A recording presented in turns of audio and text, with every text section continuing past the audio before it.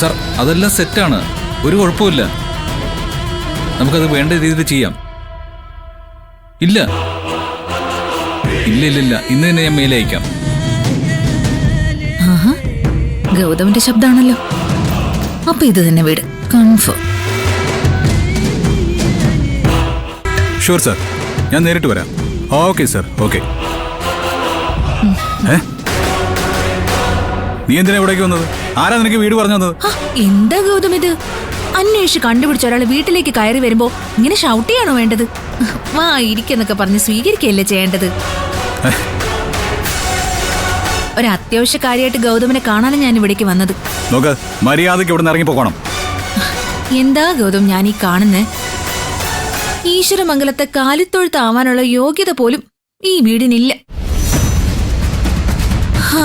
ഒന്നും പറഞ്ഞിട്ട് കാര്യമില്ല. തലയിലെഴുത്തെന്നല്ലാതെ എന്ത് പറയാനാ? രാജാവായി ജീവിച്ച ഒരാളുടെ വല്ലാത്തൊരു വിധി. എന്റെ വിധി ഓർത്ത് നീ സങ്കടപ്പെടണ്ട. ഒരു കാലിത്തൊഴുത്തിനേക്കാൾ മോശമാണെങ്കിലും ഞാനത് സഹിച്ചു. നീ എന്തിനാ ഇങ്ങോട്ട് വന്നത്? സത്യം പറഞ്ഞ ഗൗതം വിശ്വസിക്കുന്നൊന്നും എനിക്കറിയാൻ പാടില്ല. ഗൗതം വീട് വിട്ട് ഇറങ്ങിയതിന് ശേഷം ഞാനും പ്രണവും കൂടി അന്വേഷിക്കാൻ ഇനി ഒരു സ്ഥലവും ബാക്കിയില്ല. എന്തു പാടുപെട്ടാ ഈ വീട് കണ്ടുപിടിച്ചെന്നറിയോ? അതൊക്കെ പോട്ടെ, സുഖായിരിക്കുന്നോ? സങ്കടങ്ങളൊന്നും ഇല്ലല്ലോ? നീ ഈ വീട്ടിലേക്ക് കാലെടുത്ത് കുത്തുന്നവരെ എനിക്ക് ഒരു പ്രശ്നമില്ലായിരുന്നു.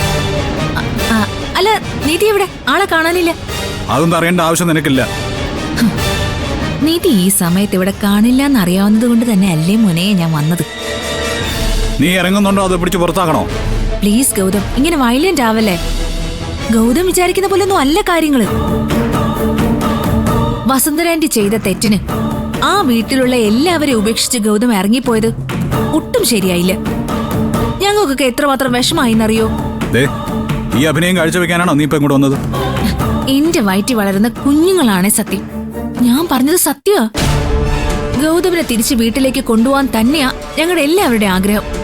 പക്ഷെ ഞങ്ങൾക്കറിയാം ഗൗതം ഒരു അഭിമാനിയാ, വിളിച്ചാലൊന്നും വരാൻ പോകുന്നില്ല. പിന്നെ ഗൗതമിനെ ഞാൻ കുറ്റം പറയില്ല. ഗൗതമിന്റെ സ്ഥാനത്ത് ആരാണെങ്കിലും ഇങ്ങനെ പെരുമാറൂ. പെറ്റമ്മയെ പോലെ കരുതിയ ആള് കൊല്ലാൻ നടക്കുകയാണെന്നൊക്കെ പറഞ്ഞാ അത് ക്രൂരമല്ലേ? നമ്മൾ തമ്മിൽ ഒരുപാട് പ്രശ്നങ്ങൾ ഉണ്ടായിട്ടുണ്ട്. എനിക്കൊരു അബദ്ധം പറ്റി. ഗൗതമിന്റെ ജന്മരഹസ്യം അപ്പോഴത്തെ വാശിക്ക് ഞാനൊന്ന് വിളിച്ച് പറഞ്ഞുപോയി. അതിനും ക്ഷമ ചോദിക്കാൻ കൂടിയാ ഞാനിപ്പോ വന്നത്. ചില നേരത്ത് ഓർക്കുമ്പോ എനിക്ക് എന്നോട് തന്നെ ദേഷ്യം തോന്നും. ഗൗതം വീട് വിട്ടിറങ്ങിപ്പോയതിന് ഞാനും ഒരു കാരണക്കാരിയാണല്ലോ.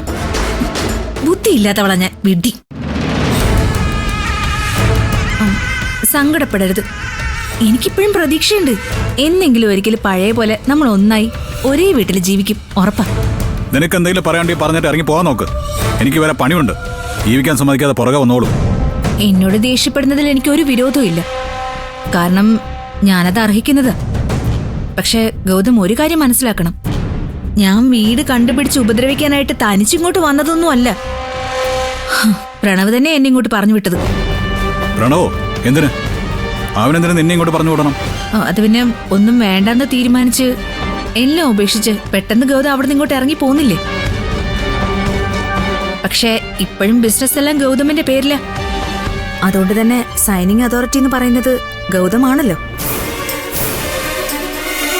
ഏത് ഫയൽ എടുത്താലും അതിലെല്ലാം സൈൻ ചെയ്യേണ്ടത് ഗൗതമല്ലേ. ക്ലിയറിങ്ങിന് 1 രൂപ പോലും ട്രാൻസ്ഫർ ചെയ്യാൻ പറ്റുന്നില്ല. പ്രോജക്റ്റിന് ഫണ്ട് അലോട്ട് ചെയ്യാൻ പറ്റുന്നില്ല. എഗ്രിമെന്റ് എടുത്തു വെച്ച ഗൗതം തന്നെ സൈൻ ചെയ്യണമെന്ന് നിർബന്ധം. സത്യം പറഞ്ഞ കമ്പനി മുന്നോട്ട് ഓടിച്ചു കൊണ്ടുപോകാൻ പറ്റുന്നേ ഇല്ല. പ്രണവ് കിടന്ന് പെടാപ്പാട് പെടുക, പാവം. അതാണ് കാര്യം. കമ്പനിയുമായി ബന്ധപ്പെട്ട എല്ലാ അധികാരങ്ങളും ഒന്ന് മാറ്റിക്കൊടുത്താൽ മാത്രമേ ബിസിനസ് മര്യാദയ്ക്ക് കൊണ്ടുപോകാൻ പറ്റുള്ളൂ എന്നാ പ്രണവ് പറയുന്നത്. അതിന് ഇതുണ്ടോ, സൈനിങ് അതോറിറ്റി പ്രണവാണെന്ന് തെളിയിക്കുന്നതിനുള്ള ഒരു ഡോക്യുമെന്റ് ഇത്. പ്രണവ് ഇത് എന്റെ കയ്യിൽ തന്നിട്ട് ഗൗതമിനെ കൊണ്ട് സൈൻ ചെയ്ത് വാങ്ങിക്കാൻ പറഞ്ഞു. ഇതില് സൈൻ ചെയ്തെന്ന് കരുതി വേറെ പ്രശ്നങ്ങളൊന്നുമില്ല. ഓഫീസിലെ കാര്യങ്ങൾ നടത്താൻ വേണ്ടി മാത്രമുള്ള ഒരു നോ ഒബ്ജക്ഷൻ സർട്ടിഫിക്കറ്റ്, അത്രേ ഉള്ളൂ. അതെന്താ പ്രണവിനെ ഇത് കൊണ്ടുവന്ന് എന്നെ കൊണ്ട് ഒപ്പിടിച്ച് വാങ്ങിച്ചൂടെ? നിന്നെ എന്തിനായിക്കുന്നത്? പ്രണവും വന്നിട്ടുണ്ട്, പക്ഷെ റോഡിൽ തന്നെ നിൽക്കുക പുള്ളിക്കാരൻ. റോഡിൽ നിൽക്കുന്നു? അതേന്നെ പുറത്ത് നിൽപ്പുണ്ട് പ്രണവ്. അതെന്താ അവൻ നിന്റെ കൂടെ അകത്തേക്ക് വരാഞ്ഞ്? ഗൗതം, ഞാൻ പറഞ്ഞതാ എന്നെ കൊണ്ട് വയ്യ, പ്രണവ് തന്നെ ചേട്ടനെ കൊണ്ട് ഒപ്പിട്ട് വാങ്ങിച്ചാ മതിന്ന്. പക്ഷെ ഈ ചേട്ടന്റെ മുഖം പോലും കാണണ്ടെന്നാവ ഇപ്പൊ പറയുന്നത്. അങ്ങനെയല്ലല്ലോ നീ നേരത്തെ പറഞ്ഞത്. ഞാൻ ഈശ്വരമംഗലത്ത് നിന്ന് ഇറങ്ങിയതിന് ശേഷം എന്നെ അന്വേഷിച്ച് നടക്കുകയാണെന്നും ഇപ്പൊ ദുഃഖം സഹിക്കാൻ വയ്യെന്നുമാണല്ലോ പറഞ്ഞത്.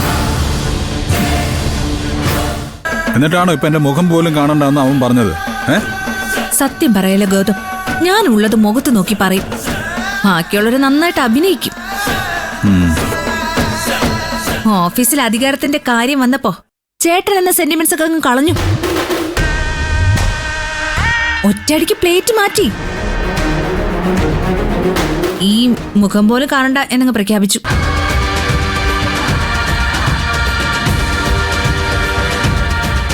നീ പറയുന്ന മുഴുവൻ കള്ളാണെന്ന് എനിക്കറിയാം. കള്ളോ? ഞാൻ ദേ എന്റെ കുഞ്ഞുങ്ങളുടെ മേലെ കൈവച്ച് സത്യം ചെയ്യാം, എന്റെ തലയിൽ കൈവച്ച് സത്യം ചെയ്യാം, വേണമെങ്കിൽ ഗൗതമിന്റെ തലയിൽ കൈവച്ച് സത്യം ചെയ്യാം. ഈ മുഖം കാണണ്ടെന്ന് പറഞ്ഞു തന്നെയാ പ്രണവ് വെളിയിൽ നിൽക്കുന്നത്.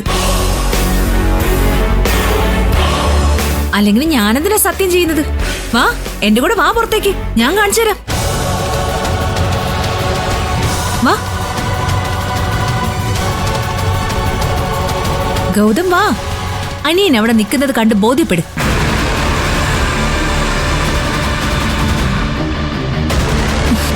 ദേഷ്യം പിടിച്ച് ഗൗതം പ്രണവിന്റെ അടുത്തേക്കൊന്ന് പോകാതിരുന്നാ മതിയായിരുന്നു. ഗൗതം എങ്ങാനും പ്രണവിന്റെ അടുത്തേക്ക് പോയാ എന്റെ കാര്യം കട്ടപ്പുകയാ.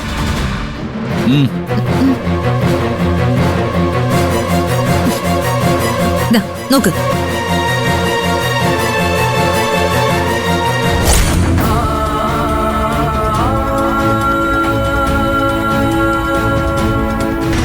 ദൈവമേ, ആ പ്രണവ് ഇങ്ങോട്ട് തിരിഞ്ഞു നോക്കിയേക്കല്ലേ.